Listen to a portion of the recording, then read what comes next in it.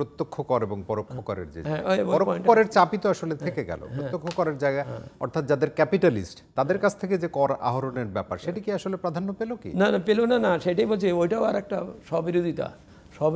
এই আমি একদিকে বলছি যে মানুষের দ্রব্যমূল্যের মানে এটা কমাবো বা ইত্যাদি করে তাকে একটু স্বস্তি দেবো, কিন্তু আমি কিন্তু ভ্যাট বাড়াচ্ছি বা আমি ইনডাইরেক্ট ট্যাক্স যার ব্যাপারে পরোক্ষ কর বাড়াচ্ছি। এখানে ফিগারে দেখা যাচ্ছে যে প্রত্যক্ষ কর যেখানে আমার এখন এই মুহূর্তের একবার ফরজ নেওয়া, কারণ এই টাকাটাই আমার সরাসরি নেওয়ার কথা। আমার অর্থনীতির টাকা আছে, বড় লোকের টাকা আছে, সে টাকা দিচ্ছে না, সেটার দিকে আমি না তাকিয়ে সেইটা উদ্ধার করার কোনো ব্যবস্থায় না যেয়ে আমি আজকেও দেখলাম যে আপনার ওই ভ্যাট মানে ওই যে পরোক্ষ কর যেটা এইটা আপনার বেড়ে গেছে।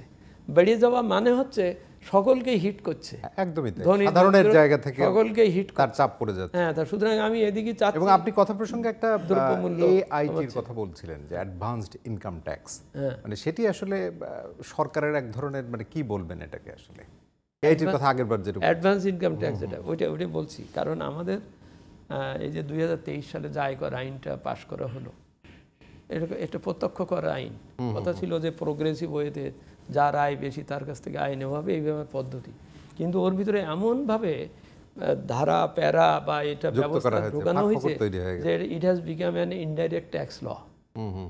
ইনডাইরেক্ট ট্যাক্স, কারণ এই যে এআইটি নিচ্ছে, তারপর টিডিএস নিচ্ছে, জরিমানা নিচ্ছে, তারপরে নানান ধরনের সারচার্জ ইত্যাদি যা বলছে, সাপ্লিমেন্টারি ডিউটি হ্যান্ড যা বলতেছে, সবই কিন্তু ঘুরিয়ে ফিরে কিন্তু ডাইরেক্ট ট্যাক্সে থাকছে না, সে কিন্তু আসলে ইনডাইরেক্ট ট্যাক্স হয়ে যাচ্ছে। এবং দ্রব্যমূল্য বৃদ্ধিতে তার একটা প্রচণ্ড ঐতিহাসিক অবদান থেকে যাচ্ছে।